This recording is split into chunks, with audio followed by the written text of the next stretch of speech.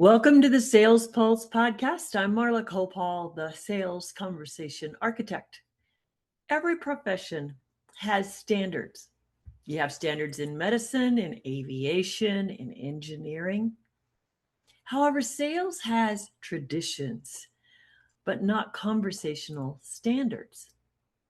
And I feel it's time that we discuss those and take a look at why some people struggle so much with sales. Using these standards could change the name of the game for sales conversations and successfully closed sales.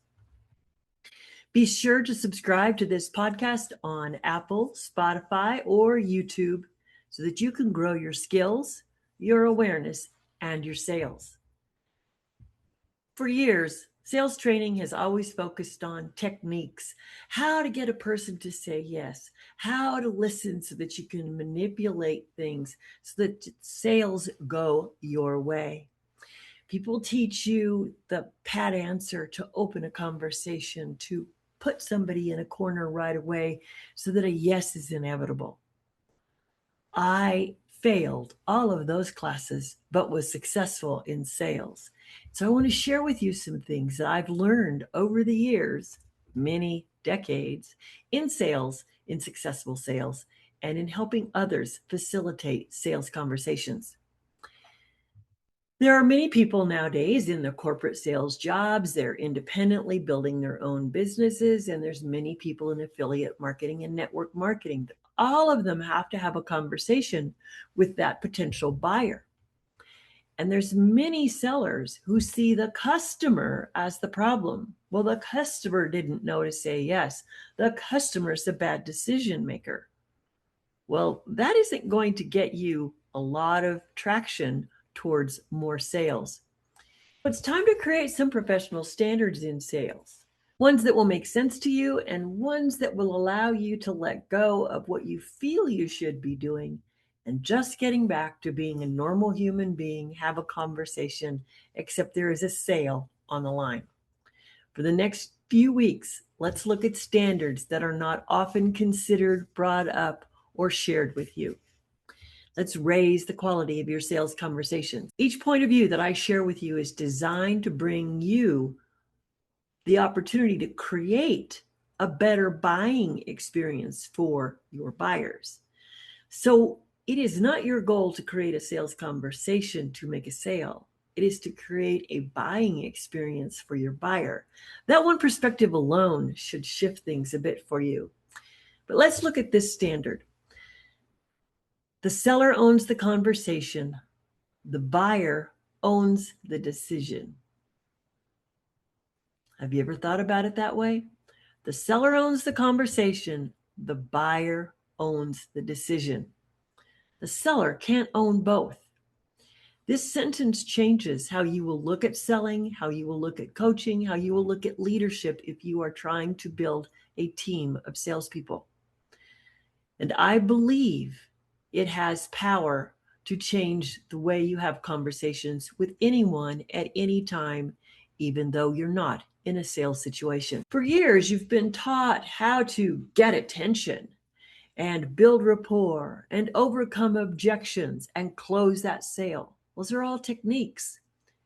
They're techniques that leave out one thing. They leave out the buyer. It's all about you, the seller, and how you can look good. Well, sales is not about looking good. It's about getting your job done, and that is helping a buyer make a decision in which their yes or their no is very, very easy. You're in the business of helping people make choices. And yes, you'd love for them to make the choice to buy what you have, but your job is to help people make choices. So the first responsibility we have is to create a conversation where the buyer can think, explore, and make the decisions that are right for them. And you can't take their decisions personally, but you can take the quality of the conversation personally, and you should. If you do sales conversations this way, you'll never have an objection again. You'll simply recognize that, oops, there's a question I missed. I should fill in the blank for them. and let them see if they can think this through a little bit further and get to their yes. Buyers don't have objections, they only have unanswered questions.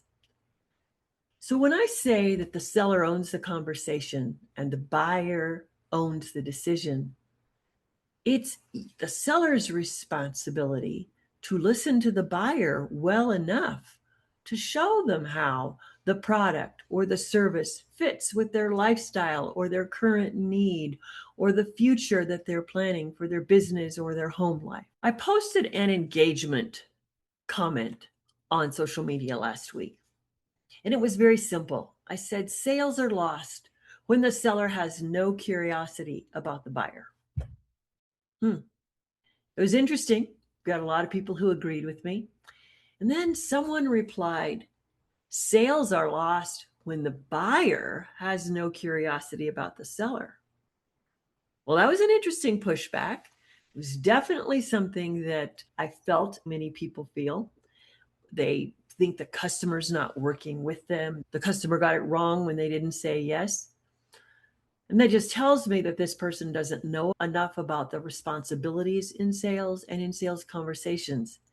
As a seasoned seller and sales facilitator, it felt like a very privileged and arrogant response. But also I realized that it was a very fearful response and probably a lot of dissatisfaction with the sales they were making. When the seller is curious about the buyer, conversations will always go better. We know that that buyer wants some attention from us. We are not in sales in order to get attention on us. We are in sales to give attention to the buyer so that they will feel served and they will feel good enough about what they're hearing that they will feel they will be served even better when they say yes. If you're fearful of engaging and creating that conversation, and you're only interested in one outcome, the sale, not the buyer, then you have a misplaced responsibility. When you choose to sell, you choose responsibility. You choose responsibility to be present for the buyer and to be sure your conversation serves the buyer, not you. That means you're responsible for how the conversation begins. You have to look at any assumptions you might be making about that buyer. And are you responsible for whether the buyer feels heard or feels managed?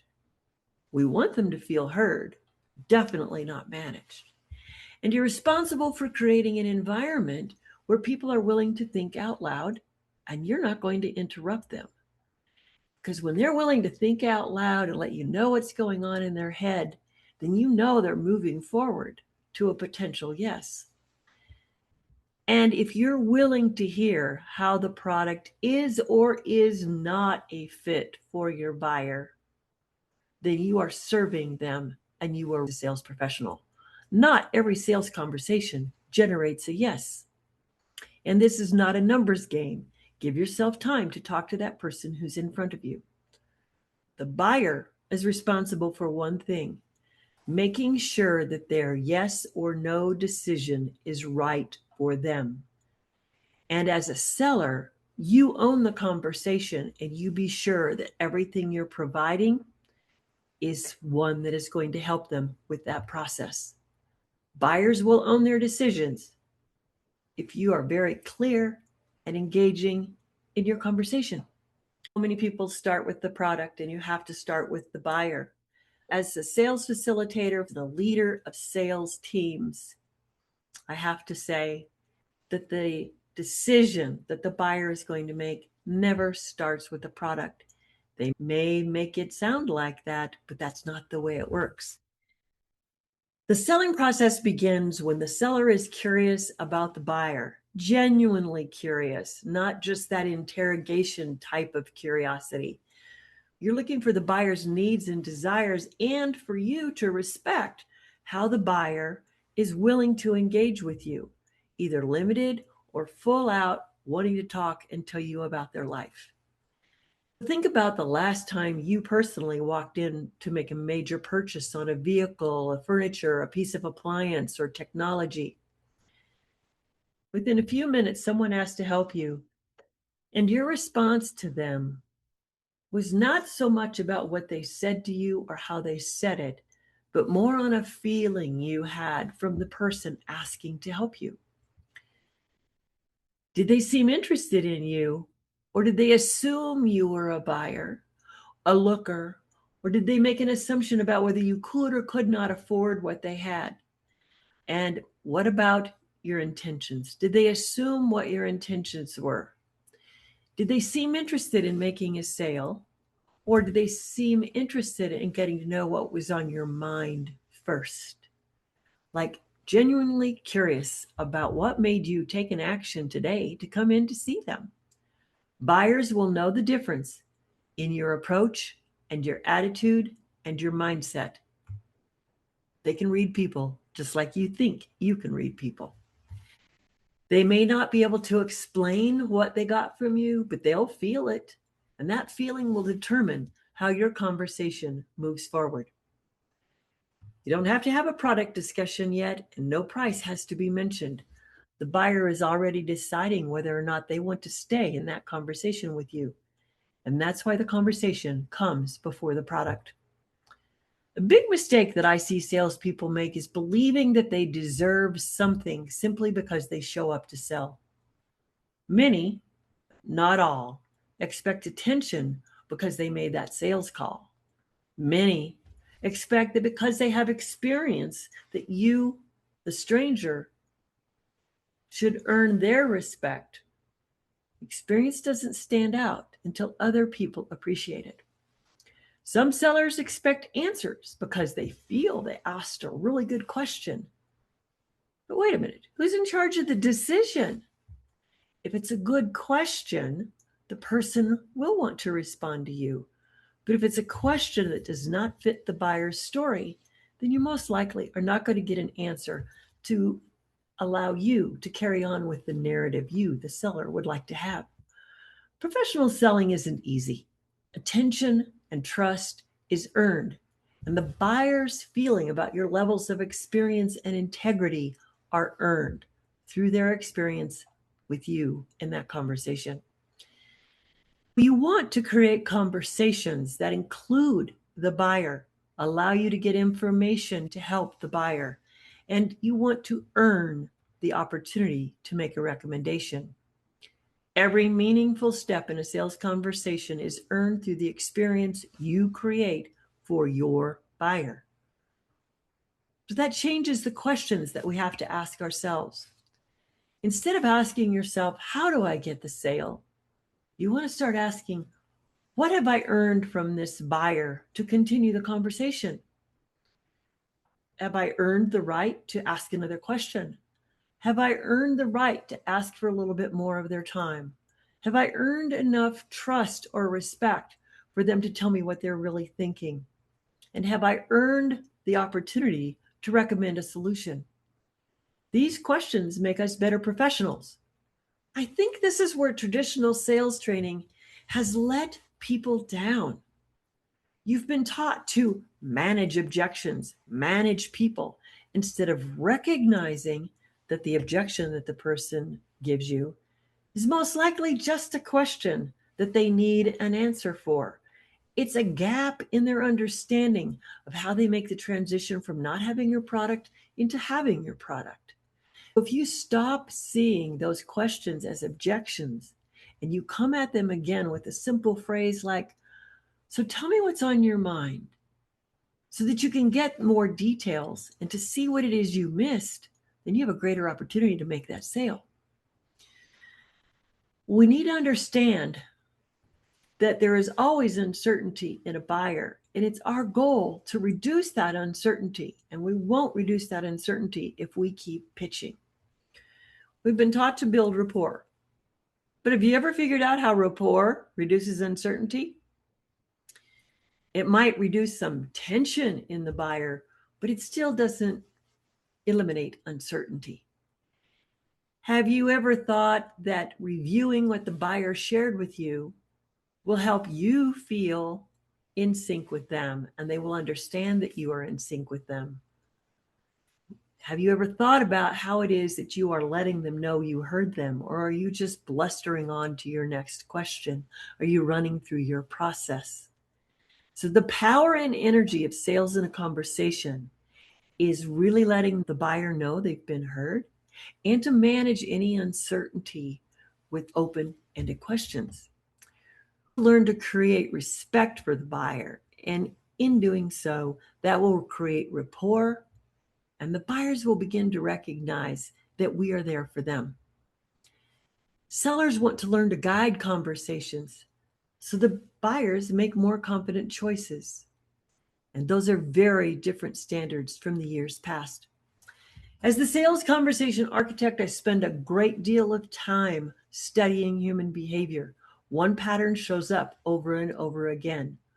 Buyers will rarely pull away because they hate the product, but they will certainly pull away if they feel the conversation is rushed, misunderstood, or they don't feel that you're treating them as uniquely as they want to be treated. Once that happens, your product or your service don't matter. Their need doesn't matter. They will buy from the next person that makes that emotional connection with them that allows them to feel comfortable about their choice. When your conversations are raggedy, taggedy, and not as focused on the buyer as they need to be, your buyer's sitting there with questions like, do I want to continue this conversation with this person? That's why owning the conversation matters. Owning the conversation doesn't mean controlling it. It means taking responsibility for the experience you are creating with the buyer so that they feel engaged with you.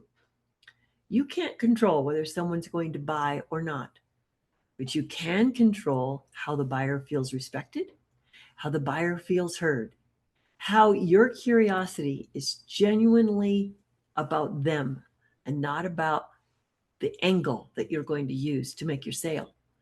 You can control whether you have them thinking clearly when the conversation begins and not leave them confused. This is the work of a sales professional. Over the next several weeks, I'm going to build on these new standards for selling. We'll talk about why buyers measure emotional risk before they ever think about the price.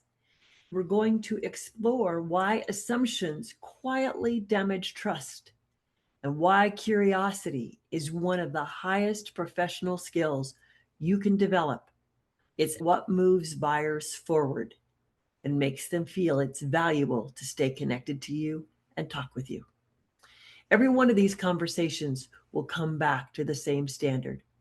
The seller owns the conversation, the buyer owns the decision. Before our next episode, I'd like you to do one simple exercise. After every sales conversation this week, don't ask yourself whether the buyer was interested. Ask yourself, what did I earn today? Did I earn another question? Did I earn another meeting? Did I earn a follow-up? Did I earn the trust from the buyer enough for them to tell me their truth? The answer to all of these questions will tell you far more about your future success in sales than any closing technique. I'm Marla Koupal, the Sales Conversation Architect. Thank you for watching and listening to the Sales Pulse podcast. Subscribe and find us on YouTube, Apple, or Spotify. And for those of you that want to build your sales conversation skills, join us on School in the Sales Conversation Lab. The links are in the description. Until next time, remember, the seller owns the conversation and the buyer owns the decision.